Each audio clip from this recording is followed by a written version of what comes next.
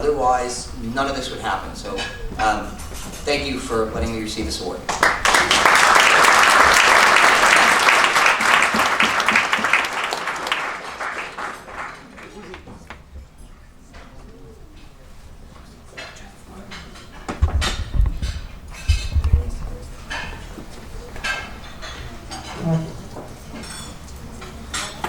We'll just switch it up a little bit. We're going to skip over in our program to the Athlete of the Year. So I'm going to ask Gary Westerfield to come and join me.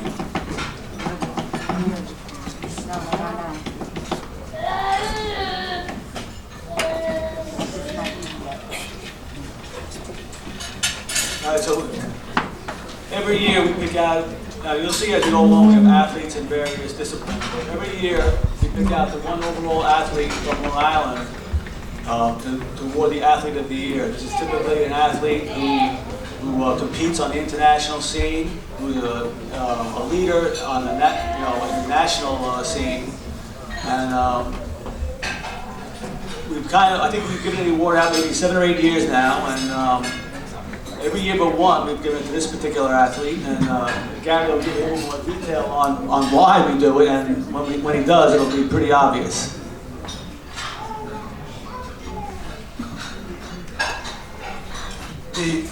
The award has an interesting little side to it. So I'd like to ask Maria Mishtakoff to come up here with the addition to the family.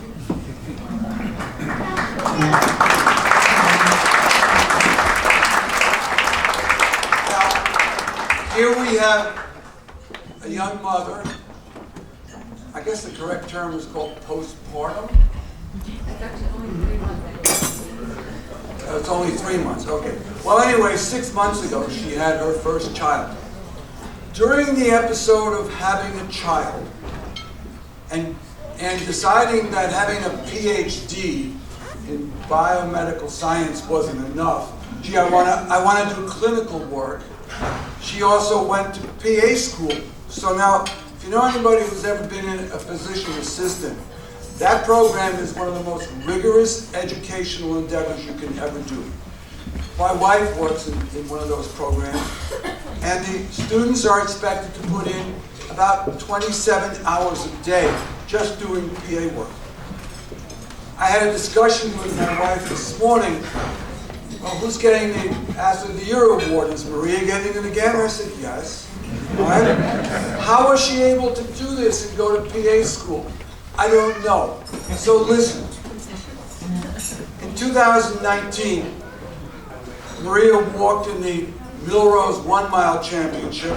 She came in 5th, along with Lily, because she was 22 weeks pregnant. At the USATF National Indoor Championships, when she was 24 weeks pregnant, they came in 4th. Then she had Lily and said, okay, now I got to get serious about race walking. I don't know how she was doing the training. She said something about an elliptical. She'd get up at 2 o'clock in the morning and train. I don't know. Lily got up. She went off to the IAAF, which is now called World Athletics Championships, in Doha in September. And she walked a 20K. She arrived the night before she left her PA program. She got to Doha. The event was held at midnight to avoid the really warm weather. She came in 35th. Now, you might say that's not a great number, but how many people started the race? 46 or something. People dropped out, and she was 4 months postpartum. I guess postpartum plus 1 month. And then in October, she won the National 30K Championship, and I guess then she was postpartum plus 2 months. And she's still training. And I guess you've got another Olympics to look forward to, hopefully, which will be her 3rd. So I challenge the the people who are here, bring us a candidate with the same kind of credentials, or we're going to be waiting for Lily to be asked. Maria, congratulations.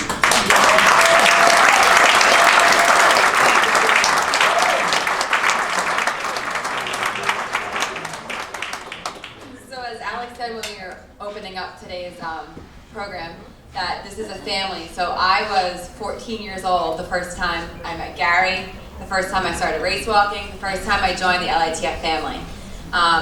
And this family has only grown, our family has grown, and all along the way, LITF has been my greatest supporter from track and field. So it gives me such great pride to go out there, not just on the national stage, but internationally, knowing that I'm representing Long Island Track and Field. I'm representing the same club I've represented since day one, Walk USA. And it's nice to see as my family has grown and I've grown and aged over the years, that we have people that are the youngest, which my sister started when they were little. My best friend's daughter started running last year at the LITF meet. We brought her out to it. Soon enough, Lily will be out there running in the Pee Wee Dash. We have the masters that go all the way up to people that I aspire to be one day and that active and keep going. And now it's nice to see, we're starting to see a greater trend and movement of women like myself, that having a baby, starting a family didn't have to end our athletic careers, that we can keep going through it, that we can come back and just keep showing everybody that yes, there's a new generation that we're raising, but we're raising them with us, alongside us, as we carry out our dreams. So thank you, everybody. Tokyo is not given. We'll see what happens. But I'm going to keep fighting every race for every second, every spot on the podium, and maybe I'll punch my ticket to Tokyo. We'll see. Thank you.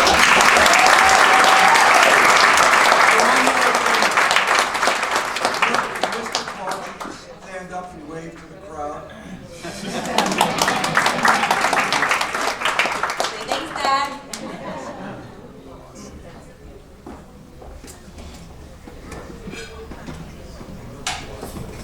I don't know, there's something about babies and microphones. We're going to move on to the John McManus Award. Unfortunately, our honoree is unable to make it. I'm guessing that he saw it so nice outside, he decided he had to get his 20 miles in. But Brendan's going to help me out here.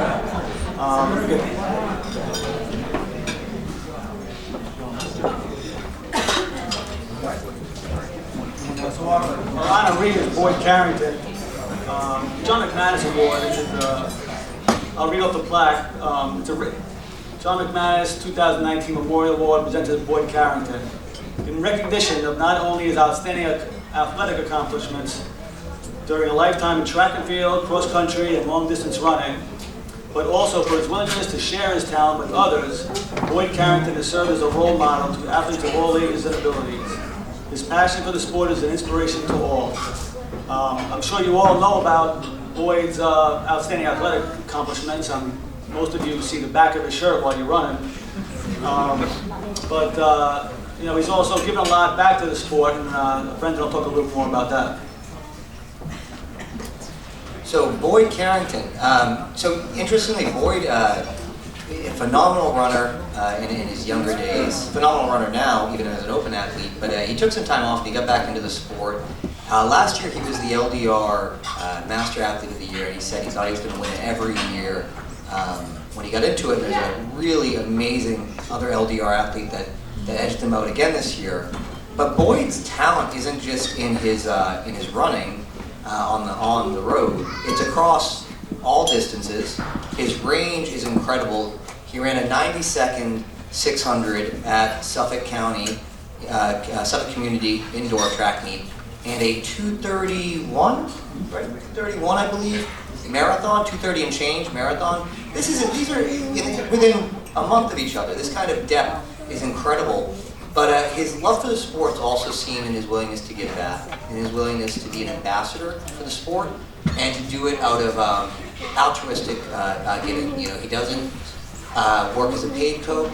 He works as someone who wants to spread knowledge, wants to show the ways that he succeeded, and help other athletes achieve that success. And anyone that attended the brunch last year might recall him saying those words.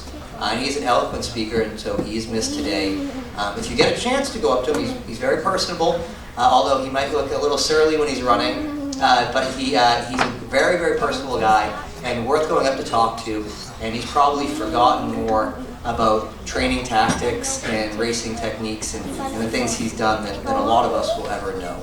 So it's a wealth of knowledge, a great guy, and an incredible athlete. Please, next time you see Boyd Carrington, tell him I said that, so you'll know I did. Go up to him and say hi to him. This is a little side story about Boyd. You know, he's a 149 guy out of Drexel, so you know he's got a little bit of talent. And after he graduated, he kind of like settled into like the happy life. And then all of a sudden, that dreaded abbondanza started happening. Everybody understand what abbondanza means?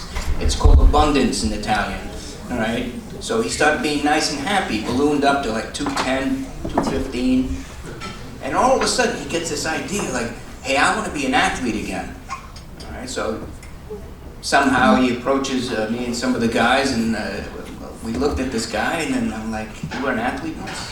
So I ignored him, of course. All right, but he kept on after me, and after about a month of pestering me, I said, yeah, all right, come on by, and let's see what happens to you. All right, well, of course, he didn't do so well at first, but he stuck with it. So the reason why I'm telling you this story is that never say never again. It is possible for old horses to come back from the field. We can train you, we can get you back, and you know what? If you can't do what you used to do, there's other events in which you haven't abused those freaking hinge joints or freaking rotator cuffs. All right? If you're a runner, maybe we can make you into a thrower. All right?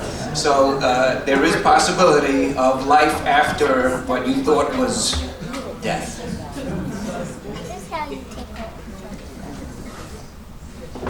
And we'll hear more examples of that as we get to our Masters Awards.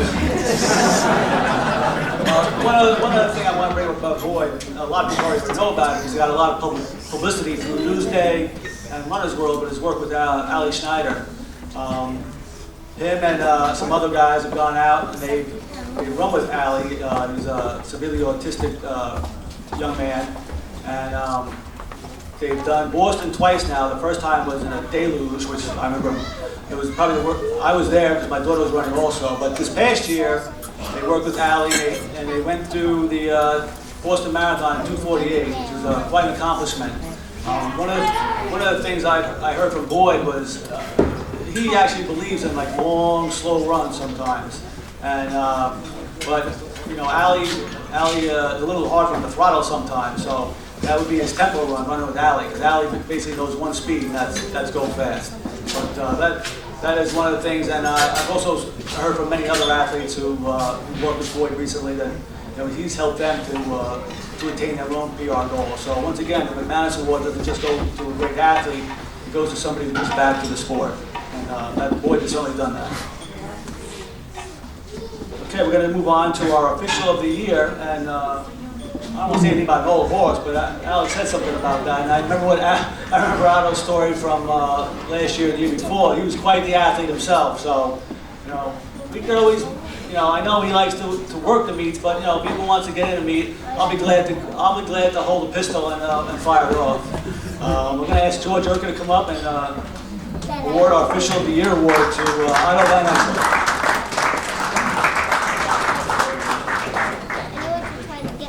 Okay, before we get on to that happy occasion, I just want to acknowledge and remember a gentleman who worked with us in the past, Mr. George Van Dyne, and the state that passed away this week. And I just wanted to remember him. I worked with him as a national official years back, and I worked as a supplemental official with Glenn. And he was also the past chair of our officials committee. So if I could just ask everyone to observe a moment of silence.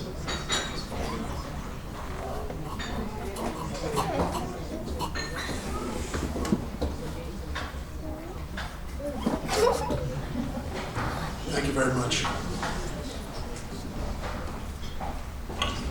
Otto Van Exel, teacher, Hempstead School Administrator, official of the year. I think he carried the Junior Olympics on his back this year. He probably started every race, every day for several days, and he did an outstanding job. Anytime there's a job done in officiating, Arthur was there to pitch in. Even coming up this weekend, it's a big event. This weekend will be pole vaulting at state meet. No matter what he's asked to do, he's there. He's reliable, he's active in Senate. He's very consistent. Make sure, in terms of the athletes, rules of fair play and safety are followed. So, without any further comment on my part, I'll go there next to our official.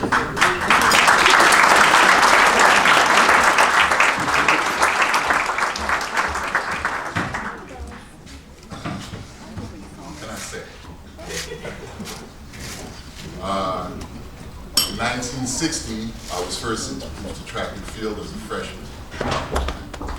But you have to understand something. I grew up in Hempstead in the 1950s.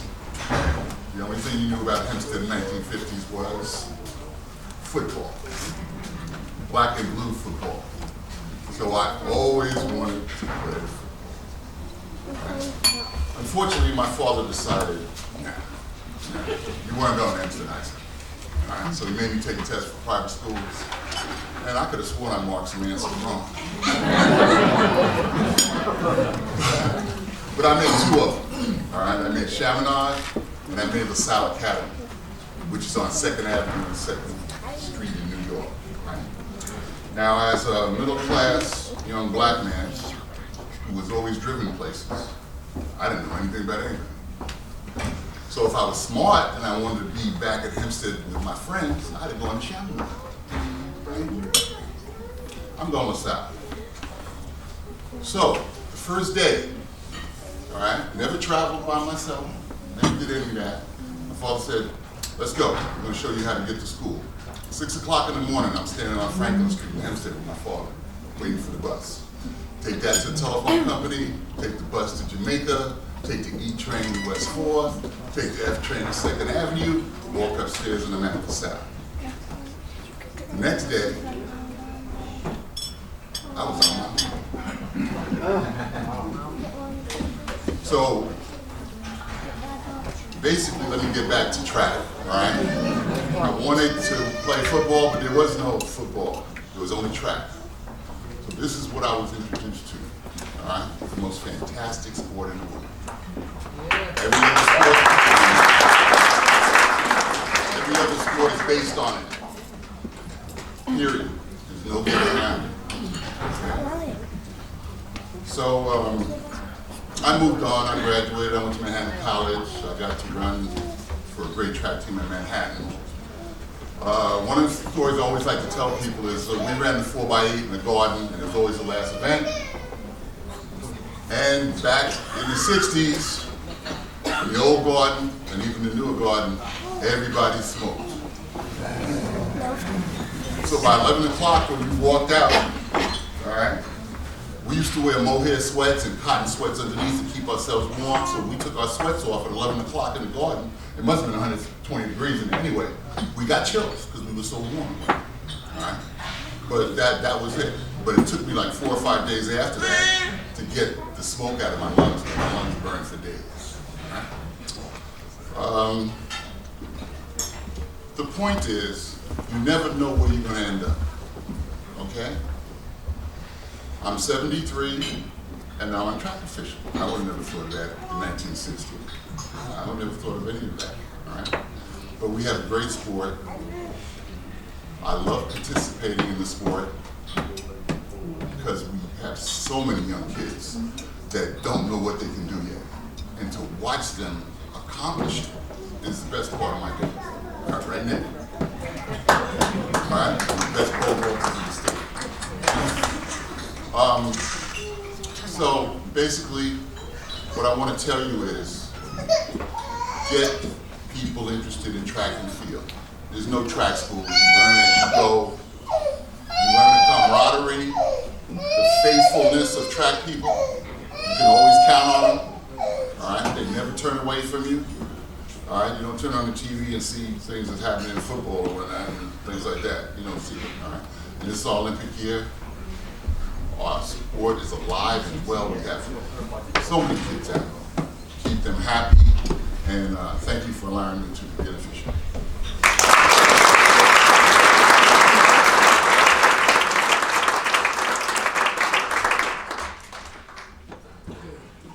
I'll introduce the next three people and have these all come up together to receive this award. The USATF National Track and Field Officials Committee gives us an opportunity to recognize our officials for various things that they have accomplished over the course of the year. The first person I'd like to acknowledge is Cheryl Clifford. Cheryl is a rookie leader. She's now participating in a lot of the events, throwing events, running events, horizontal jumps, vertical jumps, and she's going to become an expert in clerking of National Track and Field officials.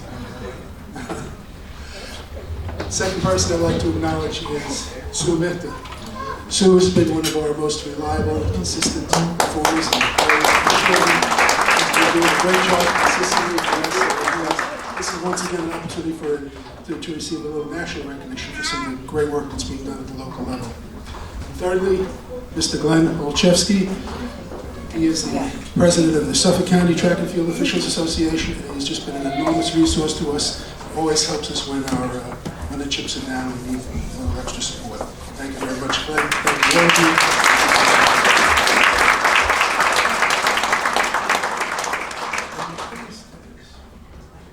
all of you.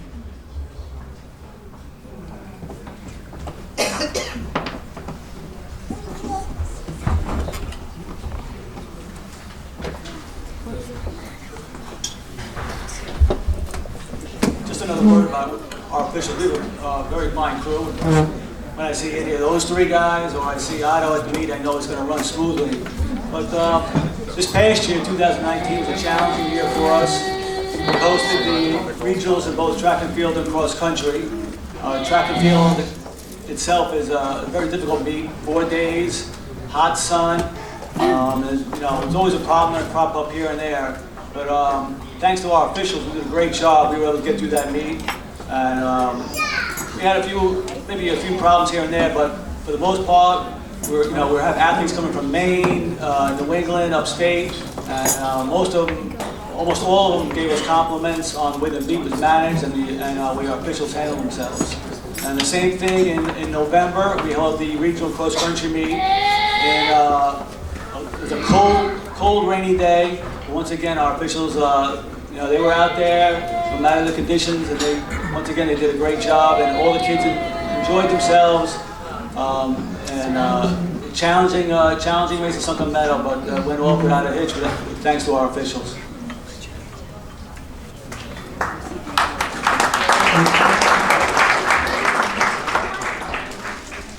I just want to thank everybody on behalf of all the officials that are here today. Personally, I want to tell everybody that I officiate a lot of track meets. I look forward most to officiating the USATF track meets because, as Alex pointed out, it's a very diverse group. So from the Pee-wees to Steve's kids to the Masters, I really enjoy working with all those people, and it really is my honor to serve you as an official. So I really appreciate that. Thank you. Thanks, man. It's great to hear. We're giving out a lot of awards, but we're going to have some raffles later on also. We have a 50-50 raffle, which everyone knows you get 50. Whatever we collect, you get $50 out. You get 50% of the pot. But we have some other awards also. We had the USA Track and Field annual meeting in Reno this past year. If you weren't there, you didn't miss anything. And Reno is not on my list of places to go again, but we'll be there next year. We have some backpacks from that meeting. We have an Islander scarf. We have some travel mugs. We have some phone chargers. So stick around and you might win something.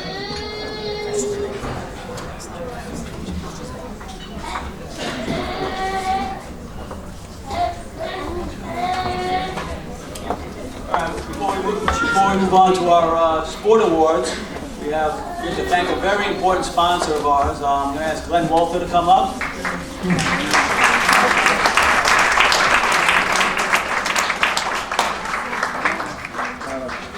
Glenn is the president and CEO of All Around Foods. Any of you LDR people know his product because it's at the end of, it's a nice snack at the end of all the races. So let me tell you about this youngster over here. All right. We had a bit of an issue last year, and all of a sudden I get this call from Glenn and says, "Hey, I heard you have money problems. I'm going to take care of it." All right. So Glenn steps up last year, presented us with a check at this very awards brunch for $15,000. And for those of you that have good eyeballs, and you can see this one up here, he's a little bit more.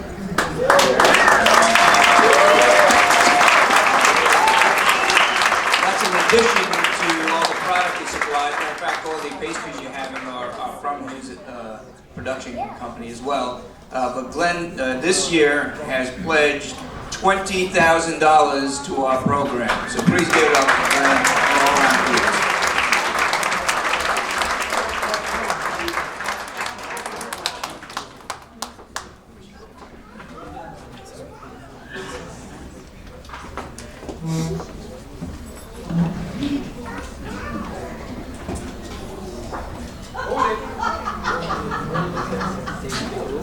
All right, so just have a little coffee. We're going to move over here. Chew on that for a little bit, okay?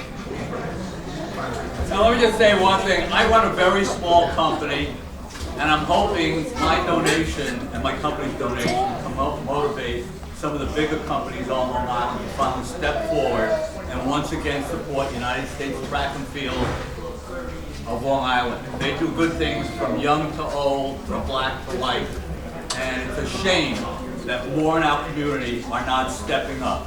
And we all know who we're talking about. I can rattle off the multi-billion-dollar companies that are based here who can't come up with even a fraction of what my tiny company did.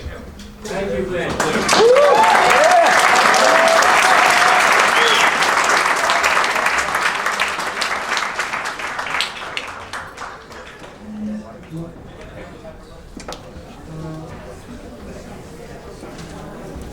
Thank you very much, Glenn. We really appreciate it. We're going to move on to our sport awards. We'll start off with track and field. We're going to go from young to old. So I'm going to ask my youth chairperson, Clyde Davis. Clyde, come up. Yeah.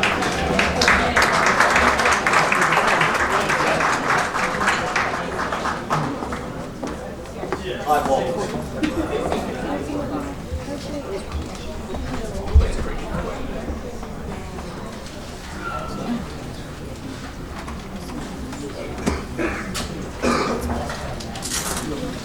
Good morning, ladies and gentlemen. My name is Clive Walters. I'm the youth chair for USA Track and Field Long Island. And the chair has been there for a while, so I'm just the new person sitting to that chair. Also, the new committee that we have this year is Deborah. Could you stand? Oh, she's behind her. She's also the secretary of the association. And we also have Bridget, who is wishing her to get well. She did an operation recently, so she's recovering. So we intend to wish her well. Okay, as you know that youth track and field is the foundation of USA Track and Field nationally. And here on Long Island, we are definitely developing the program in terms of making the sport more enjoyable, more fun, so that we can recruit much more youngsters on Long Island. We would like to grow this sport as much as we possibly can at our various track meets. So for everyone in this room, we are encouraging you to encourage every single youngster you know from age 2 to 21.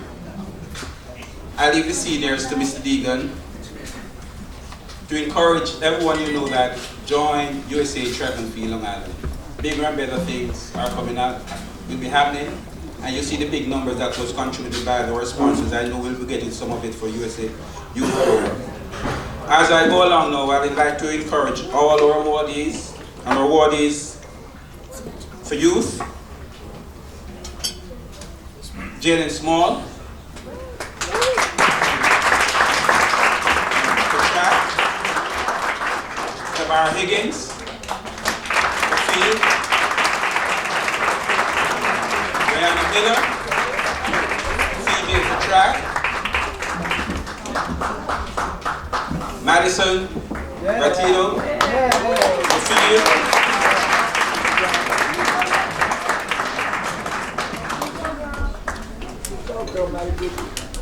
Kenneth Lee. Nicholas Bianco.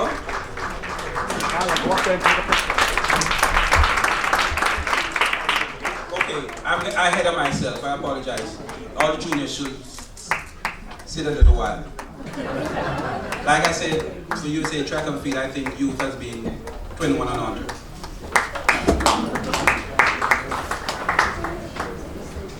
So, on behalf of Long Island Track and Field, I wish to thank all the parents who have contributed their time taking these kids around to all these track meets. I know that we have some of these track meets at weird hours, on weekends when you could be doing other things, and without the parents' involvement, the kids would not be. So I would like to give all parents for all youth awardees a big round of applause. Thank you. So I take my leave now to shake the hand of all my young awardees. Thank you.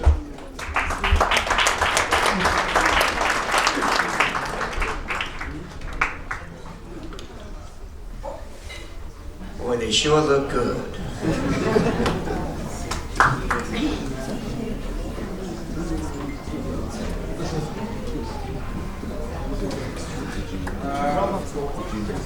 Deborah? This doesn't make you run fast. I don't know what will. As we're preparing now for the junior awards, I'm going to ask my friend Rich Degnan to come on up.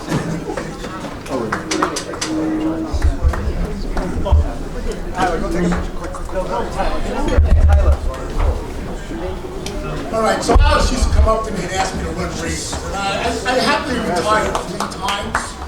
I got crippled in college out in the fields in Nebraska. I made 2 more comebacks and it was horrible. So I put on some pounds. And I kept on putting more, so Alex would leave me alone. Then he made me in charge of track and field. So I've been with him now, 2007 they drafted me for this. I owed him a favor, but we won't get into that. All right, so I get to present the junior athletes and the open athletes. Some of these athletes are away competing for their colleges. One of the things I need to stress to you young athletes, as you go away to college, most of you seem to put your USATF numbers in your dormitories.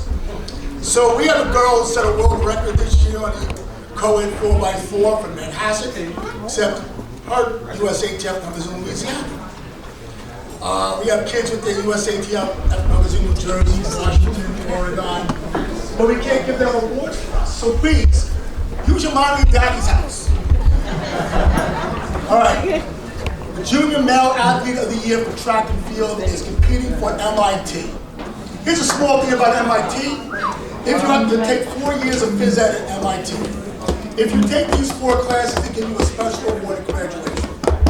You have to take fencing, sailing, pistol, and archery. And then they make you an MIT pilot. Kenny Wee is on his way to be an MIT pilot. He promised me he would get this award, but he's competing for his college team, and we're going to give that to his high school coaches here. Next one. Oh, by the way, he was Gatorade Athlete of the Year. He only jumped 25 feet. He won 3 national championships, I believe, at the New Balance Outdoor. Yet he didn't make the 100 best athletes in Long Island history. I don't know what Newsday's thinking, but that's okay. The next junior male athlete is Nick Bianco. Come on up, Nick. All right, the first time I found out about this guy, 2 parents pulled up to me on a dark night on an alleyway outside of Massapequa High School, told me their son, while playing basketball, would be my favorite athlete of all time. Well, I joke around, he has the right amount of ADD to be a multi-event kid, because they can never get him to stop moving. He's one of the best decathletes in the history of New York State. He's ranked number 5 all time, and we're after the oldest record in the state, which was set in 1966. Nick also happens to be the best pole vaulter on Long Island. He holds the Nassau County record of 15-1. We're only allowed to do 3 events in Nassau, which I find unfortunate because I like to do 5 or 6 with him. Anyway, Nick, congratulations.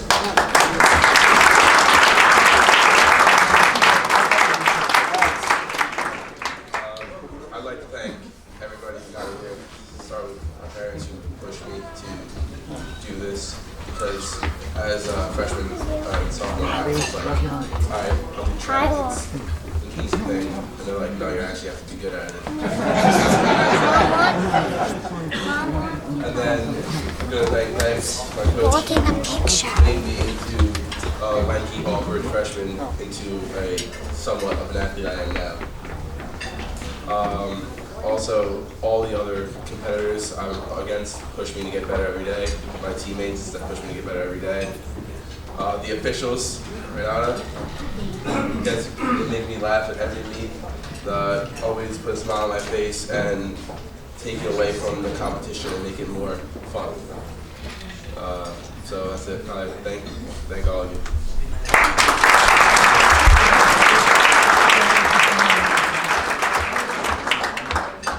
Okay, our next junior athlete. All right, I better bring out some papers. I normally freewheel this stuff, but the accomplishments are amazing. Sarah Conley, come on up here. Oh, by the way, Nick's going to compete for the University of Colorado next year.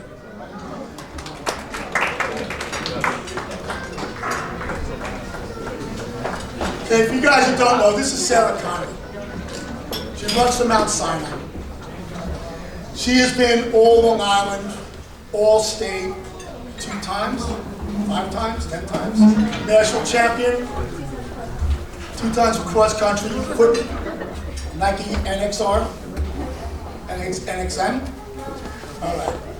If you look at the names on our list of athletes who received these awards, they've gone on to be a who's who, and Sarah is one of them. She's going to compete for the university, the Syracuse University next year. Luca Norge.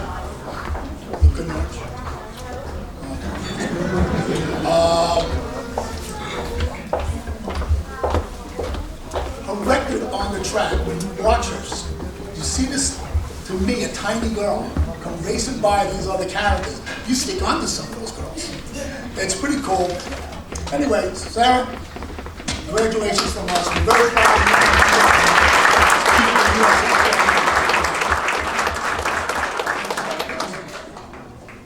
I just want to say thank you to everyone that has made it possible. I've accomplished so much throughout my high school career. Coach accomplished more, and I can be more thankful for my coach, my teammates, my family for the support that they've given me.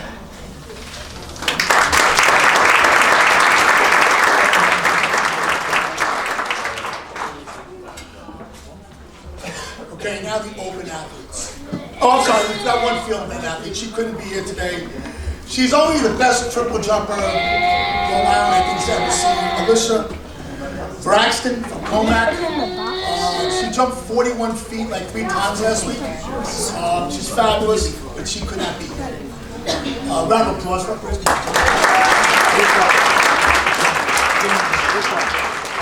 Moving on to open track. First athlete is a sprinter, runs for elite feats, has qualified for the Olympic trials. Josh Galley is his name. Great job.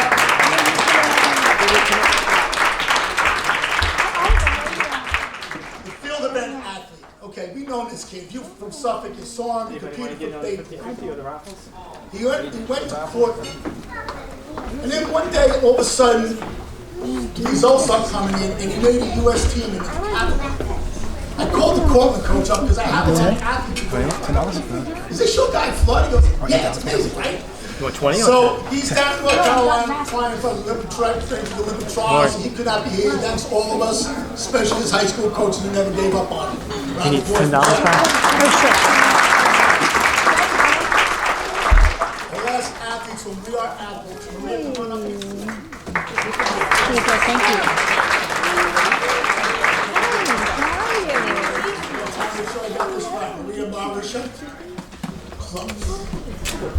My team for catching me right into trouble. All right, she competed for Huntington High School. She competes for We Are Athletes. And this past week, we just got back from finishing third in the South American Championships indoors. That's very nice, very important. She was close to making the Olympic team for South America, but Colombia. She's been on our circuit running, setting records as long as I can remember. We're very proud to give her this award. Good little hand.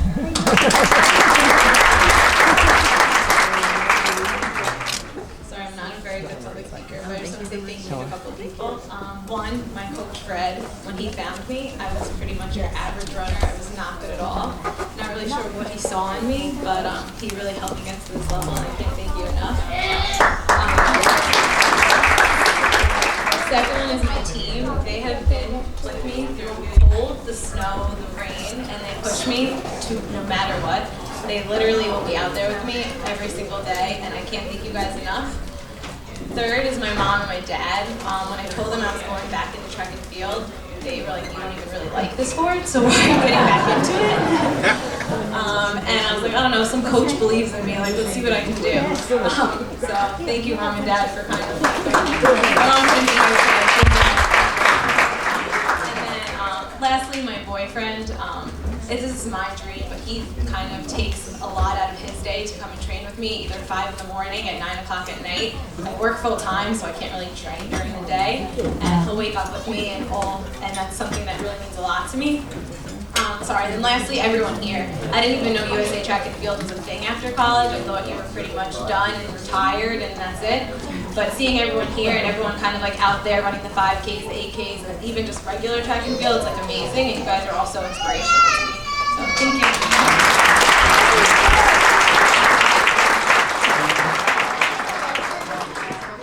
And that's it for the track and field awards.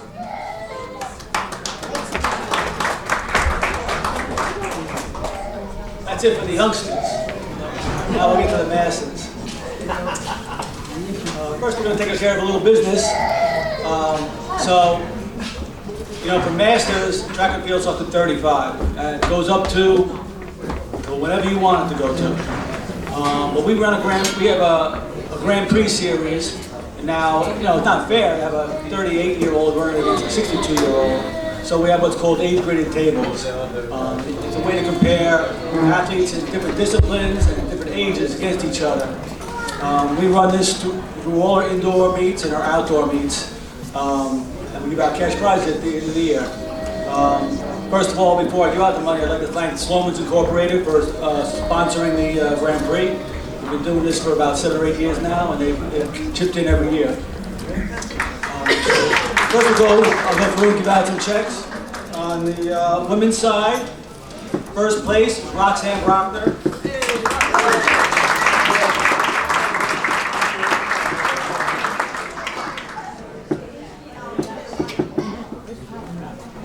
Second place is Joan Larson.